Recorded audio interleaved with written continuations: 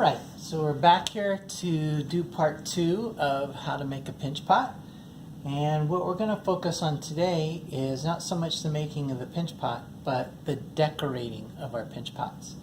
Now you can leave a pinch pot plain, similar to these, but it's always nice to decorate it and personalize it so that it's something that's unique to you.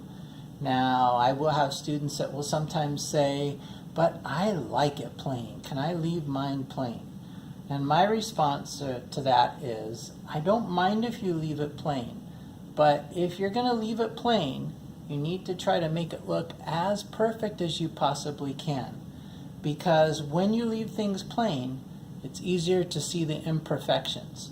And since we're trying to do the best we can and make it look as perfect as we can, you'd want to make sure you really are smoothing out your sides, you're sponging it, you're cleaning it up, you're rounding off the edges of your rim with a sponge, all those kind of things if you're going to leave it plain. Sometimes when you add decoration to it, or texture, or impressions, it can hide some of the imperfections that you might have in your actual pinch pot to where people don't notice it. I just like decorating them because I think it gives it a little more character than something that's plain. So one of the simplest things to do to decorate your pot is to make impressions. That's the easiest way of going about it. It can be something like taking the head of a Phillips screw and impressing into it, and then you could make rows or bands, you could do zigzags, but you could make impressions to the outside and that would give it a nice effect. The inside will pick up part of the impression and it'll create a little bit of a bubble feel inside, but it gives it a nice look on the outside. So that's one thing you could use for impressions. Another thing that's real simple is if you take some string and impress some string into the clay and then pull the string out, you get the design that you press the string in. And so here's a couple here that have some string impressions. So just real quickly for an example, I'll take one of these and I'll show you how to impress the string in. So if you have some twisted braided string at home, what you can do is just very simply pick a point where you would like to start and take one end of your string and hold it there. And you can loop it, zigzag it, whatever you want. Just pinch it like you're pinching the pinch pot and press it into the clay. And then just continue with it however you would like it to go in terms of a design. I think I'll have mine go this way. And like I say, just use your fingers like you were pinching the clay and basically pinch it so it's flush with the surface of the clay. Okay? We're not trying to push it, through the pot, but we do want to pinch it into it nicely. If you don't pinch it enough, then sometimes it doesn't pick up the design as deeply as it could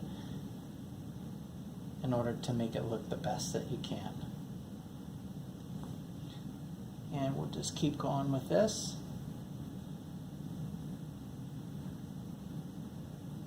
In whatever manner you want your design to look like, you would just keep going with this and pinching it in. I'll go ahead and wrap it all the way around. And then we'll pull it out and you'll be able to see the design.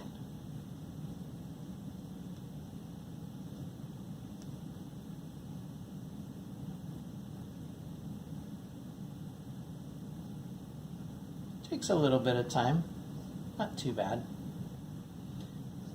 And one thing I will suggest is if you're going to do something like impressions with a tool, maybe not so much the string, but say the screw, you will find that if your clay is really wet, the tool is going to stick in making the impressions and it won't come out looking as nice as it could.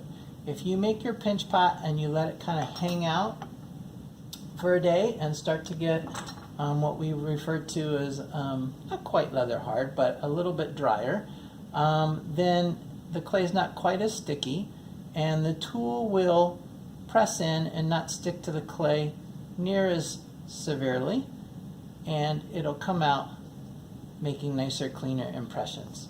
So I guess I'll just have this finish up right here next to where it started.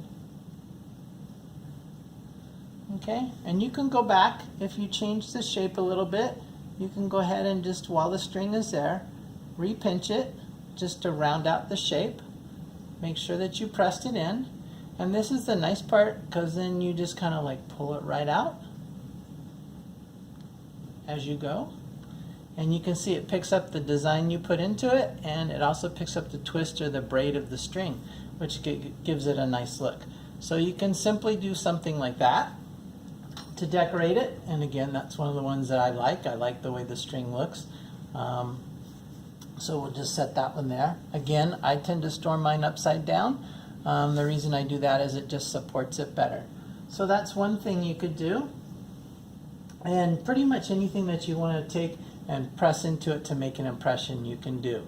Another thing that you can do to decorate it is if you want to change the rim of your pot. Got a couple here that just have these little kind of like flowery kind of rims, and it's pretty simple. You can use your finger and basically press in and pinch, pull this out while you press this in. Or if you want it to be a little more rounded, you can use a round tool, whether it's a marker or something that you have at home, and you can do the same thing. So what I would suggest in doing that is take one of your pinch pots that's really soft, because it'll be easier to work with, and then take a sponge and sponge the rim. You want to get a lot of moisture into the rim. If you can get a lot of moisture into the rim, then it's going to be easier to bend and less likely to crack as you do this. If you let it dry and it's a little bit on the dry side, as you press into it and try and shape it and bend it, you'll find that the clay doesn't want to flex, and what will happen is it'll start to split or crack on the rim on you. So make sure that you moisten it some first. Okay? Get that all rounded off as best that we can.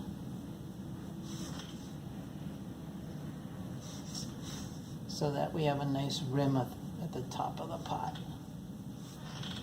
Okay, so at this point, if I want to use this tool, I usually will pick one end to start. I'm going to stand up as I do this and just put the tool there, and I'm going to press in with my fingers while I tilt the tool out. And you can drag it a little bit as well, and that will help to form it to it. Now, if you wanted to just do this on the one end and put a handle, you could make yourself a little cream pourer, something with a little spout on it. But we're going to decorate the entire rim. So then I go opposite, and I do the same thing at the other end. Okay, and just pinch that.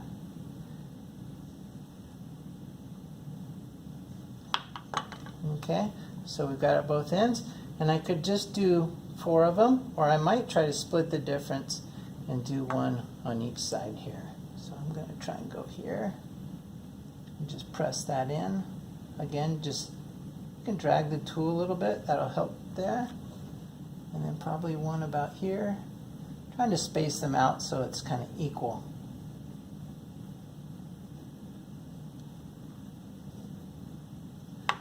And then do the same thing on the other side.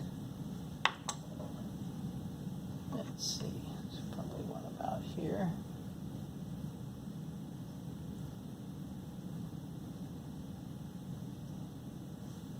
And then maybe one right in between.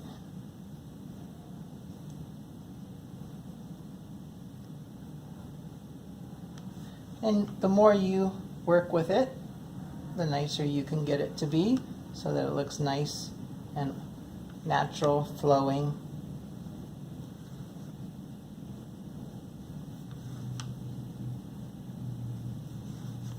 Kind of organic. And then I would take my sponge and go back and just smooth that out.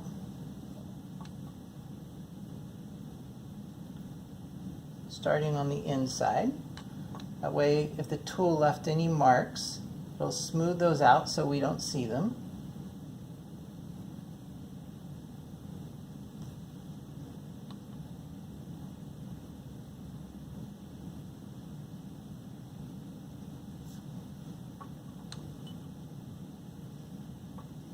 and just clean it up to try to make it look as nice as I possibly can.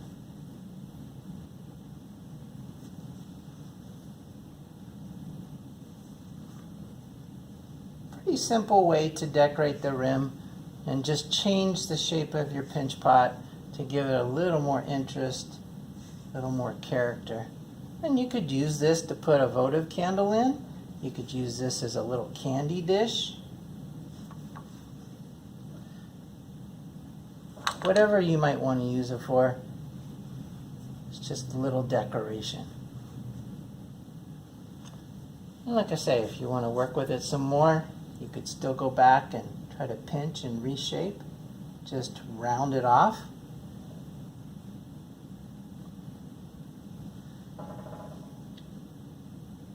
Like I say, just kind of drag that tool from the bottom up to the top. Just gives it a little bit nicer shape.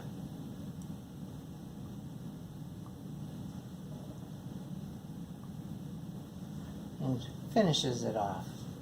And then again, always go back, smooth it with the sponge, round it off, make it as neat as you can.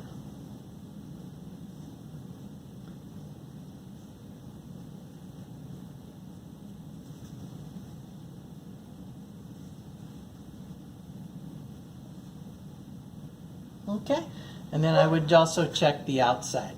Just in case you got any more marks on the outside of it, you can go along and you can sponge the outside as well, just to clean that up. So, a couple simple ways right there that you can decorate your pot.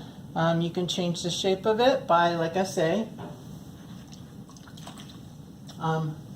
pressing in with your fingers or using a tool to just, like I say, put it in and drag it out while these two pinch in. And you could turn it into just something a little more decorative, or like I say, you could just do one side of it and you could put a handle on the other side and it could be like a creamer for coffee and so forth. But that would be one way you can decorate your pinch pot. So there's another one. We'll just set that here. And another way you can take your pinch pot, I'm not going to so much do this one, but if you would like to take your pinch pot and let it get leather hard, that's when we let it dry to where it's about halfway dry, you could take a hole punch and you could punch holes in it so that you could put a little votive candle inside and it'll shine out through the holes or the design of your holes.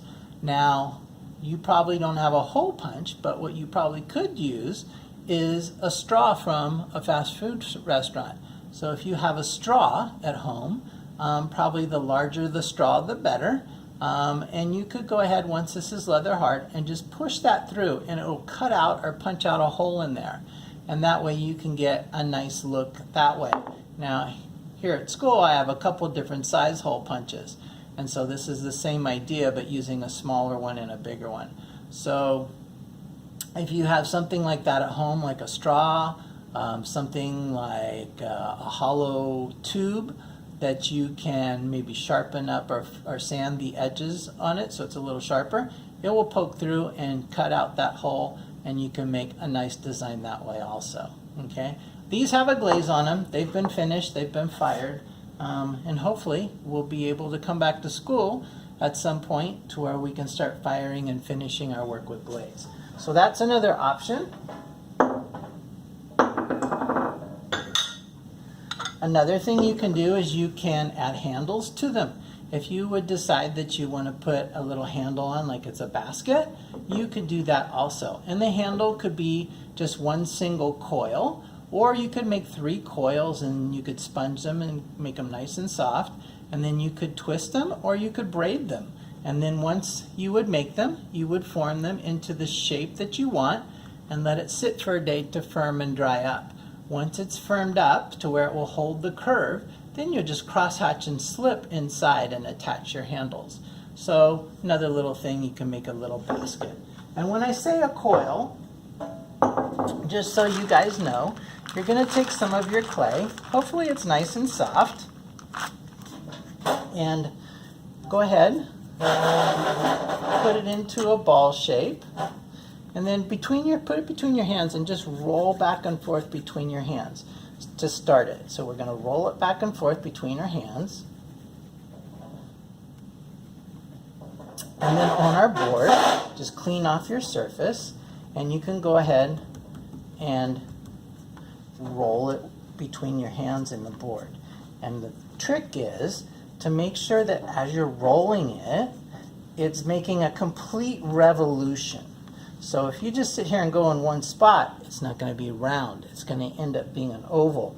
And when that happens, it'll make a thumping noise as you try to roll it on your board, and you'll hear it, and it won't be nice and round. So if you can clear out enough space that you're going all the way around, making a full revolution, then you can get a nice round coil. So on the case of this, you can make 3 small coils, and then take your sponge your coils so they're nice and soft. That way they'll flex and bend more without cracking and breaking. You can smooth all the marks out of them. So I'm just going to pinch this off here. So at this point, if you had 2 of them, you could twist them. If you had 3, you could braid them. Or if you just want a single handle, you could keep it like this. Make sure it's thick enough to support what you're doing. And then you would go ahead and curve it into the shape that you want it. So if I wanted to say put a basket handle inside of this, I could hold it up like this and determine if it's the size I want and how tall I want it to be. So then what I would do is cut this off, set it aside on my board, and after it's had a chance to dry enough that it will hold this curve, then I'll crosshatch and slip the edges down inside and smooth and pinch them in, and that would make a nice handle. In the same sense, if you want to make your pinch pot into a little coffee cup or a tea cup or an espresso cup, same idea. You would roll yourself a coil, and then you would go ahead and shape that coil into the type of handle you want. Now what I tend to do is I try to shape it into the shape of an ear or a question mark. And the reason I do that, I'll cut that off right there. And the reason I try to shape it into a question mark or into an ear shape is because it gives me a flat surface here to join and a flat surface here to join. And that makes it a stronger join in terms of a handle for a cup. If I was going to put this on this on this pinch pot, and then it would give me a flat surface there and a flat surface there to join, and that's going to be stronger. That's going to be a much stronger join than if I try to put this tiny little end on here. Now you can put the tiny end on there, but you better join it really well and maybe even add a little thickness to this just to make sure that you know it's going to stick and it's going to stay joined well. If it gets bumped, it's really susceptible to breaking off because it's not a very large surface area. Sometimes you can tap in and thicken up the end before you shape it so that it gives you a little thicker area to actually join there. But I tend to go for the question mark style just because I feel like it's a stronger join. It gives me more surface area to join, less chance of it being bumped and cracking or falling off of there. Okay, so that's a couple other things you can do. And then the last thing I was thinking of showing you guys is if you wanted to go ahead and make something that has a lid. Okay, so if you want to make something that has a lid, you've got your basic pinch pot here, and so then we would just make a slab and we would make a lid for it. And it's always nice if you make a little flange that hangs down, because that flange helps it from sliding off. It'll stay on more readily than if there isn't a flange there. So the simplest way to do that is if you go ahead and make yourself a slab of clay. And I've got a slab here from earlier. And so I try to keep everything about the same thickness, about 1/4 of an inch. What happens is if it's the same thickness, then it dries the same and dries more evenly. If one is really thick and one is really thin, the thin one's going to dry faster. So if we can get them to dry at the same rate, shrink at the same rate, usually there's less chance of getting cracks and so forth. So what I would do at this point is I would take my pinch pot and I would go ahead, and a couple different ways you can do this. you could just turn this over and you could trace it. And the trace line would let you know where you need to cut it out so it matches the size of your teapot. The other, pinch pot. Sorry about that. I must have teapots on my mind.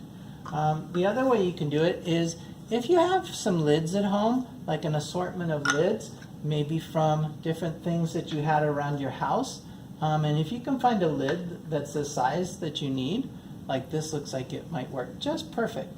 And this is just an old container, whipped cream cheese spread. And so it looks like it's right about the size I would want a lid to be. And I can shape my pinch pot to the lid so I know it's nice and round.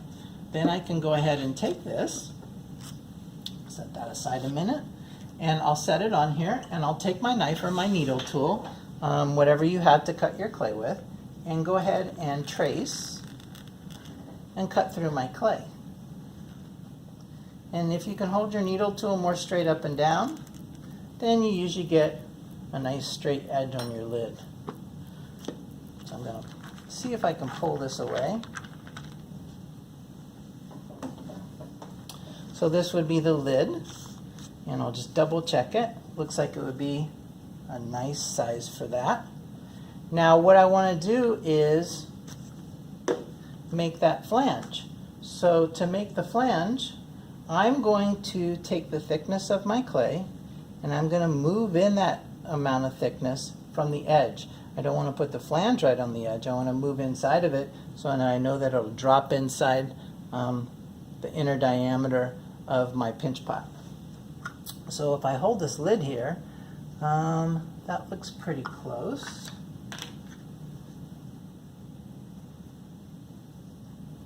Yeah, so I think this probably is going to work the best for us. So at this point, if I take this lid and I set it on here, and I just trace around it, I think at this point, when I make my flange, if I put my flange inside where that line is that I traced, it should drop inside of here and it should fit nicely. You want to give yourself a little wiggle room. Don't make it too snug, because if it's too close, then it's not going to work for you. So to make that flange, you can do a couple things. You could take your existing slab and you could go ahead and cut this slab again, and we'll do it this way first.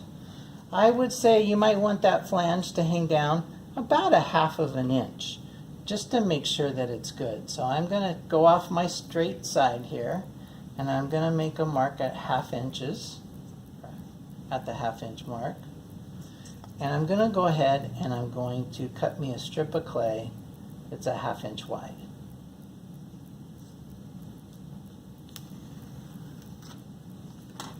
So you could take this strip of clay now, and you could stand it up and wrap it inside of here.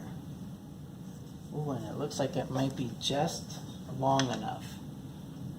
Just barely. Trim a little off. I think that should work. Maybe just a little bit more. Okay. So before I attach this, I'm going to take the pot now and I'm just going to turn it over, and it looks like it's going to work. It's not rubbing any edges. It looks like it'll fit nicely. So then I'm going to go ahead and crosshatch and slip this.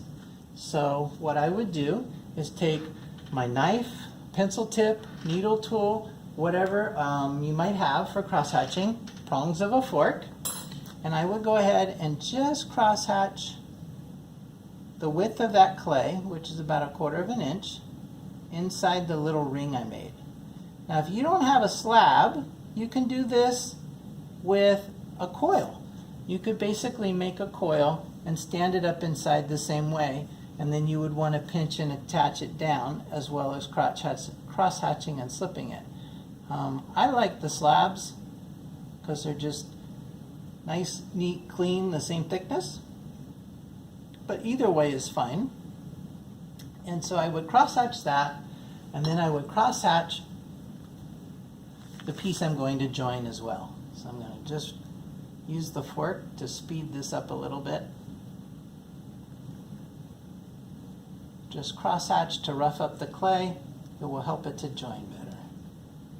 And while I'm crosshatching it, I'm going to also crosshatch the edge because I want to connect this so it doesn't come apart. And let me grab my slip.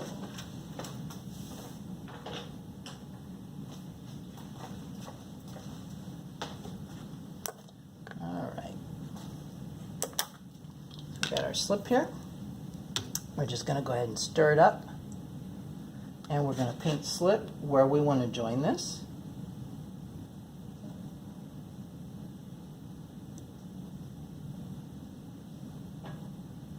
Use plenty of slip. We can clean it up later. And then go ahead and put slip on this piece as well.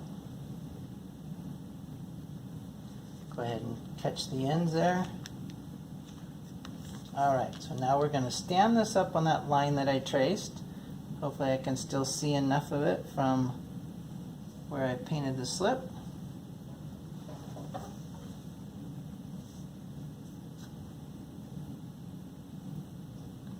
Now you could do this and wrap it around the lid that we had here, and that way you would get a perfect circle. But I'm going to do it this way today. Sometimes I will wrap it around the lid and use that to guide me in terms of shaping it, keeping it nice and round. Sometimes I'll do it and then I'll set the lid on top to try to match the shape. And then just lightly press down on it. We want to make sure it's joined well, but because it's soft clay, we don't want to smash it and distort it. So I'm going to take my finger and try to clean up some of the extra slip.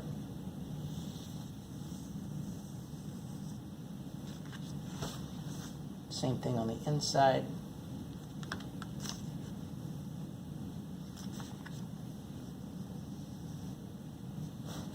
And I'm going to take my sponge, try and use that to clean up the inside.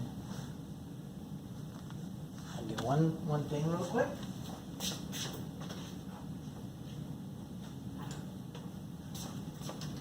So what I found is if you get some of these foam paintbrushes, sometimes they're really good to get in where your fingers can't get, and you can use those to clean things up.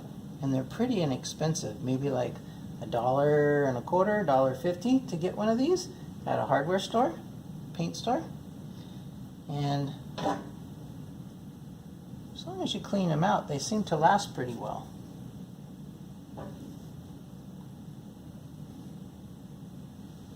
And we can clean that up as it dries a little bit more. What you'll find is if you try to work with clay when it's too wet, sometimes it just gets real slimy and smears everything, and it doesn't look quite as neat.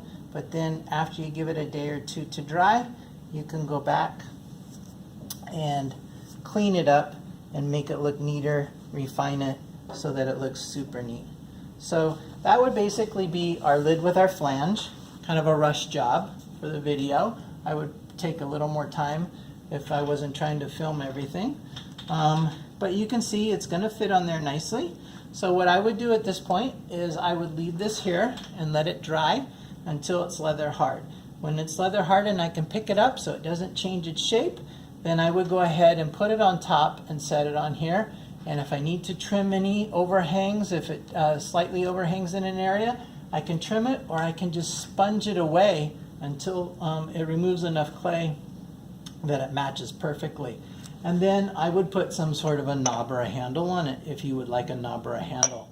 But that would be the way I would do a simple little lid for a pinch pot to turn it into a little container. Maybe you put earrings in there, jewelry, maybe M&Ms, candies. It's up to you. Whatever you want to do to decorate your pinch pot, and if you want to make a lid or not. So those are just a couple ideas of things you can do. Like I said, you've got the option of doing impressions, similar to this. It doesn't have to be string. It could be whatever object you want to impress into it to make a nice design. But impressions is an easy way to decorate it. you can decorate it by being creative with the rim and pinching it in and doing so forth to decorate your rim of your pot. So that's another option. And then if you want, you can add handles. Like I say, you can add a handle to make it into a teacup or a coffee cup, espresso cup, or you could have a basket handle go over the top of it. That's another option. And you can also make lids. So pretty much whatever you envision your pinch pot being and what you're going to use it for is how you want to proceed from there. So I hope that gives you some ideas, but the number one thing is make your basic pinch pot first. Remember, we want it to be the thickness of a pencil, about 1/4 of an inch thick. If you want to go a little thinner at the rim, once it starts to dry, you can go a little bit thinner. But other than that, keep it about the thickness of a pencil. Make sure it's nice and smooth. Make sure it's pinched nice and evenly. And then once you've done that, then work on decorating it. And again, if you choose not to decorate it and you want to keep it plain and you want to keep it just smooth, try to make it as perfect as you can. Okay? Because when it's plain, you tend to see more of the imperfections.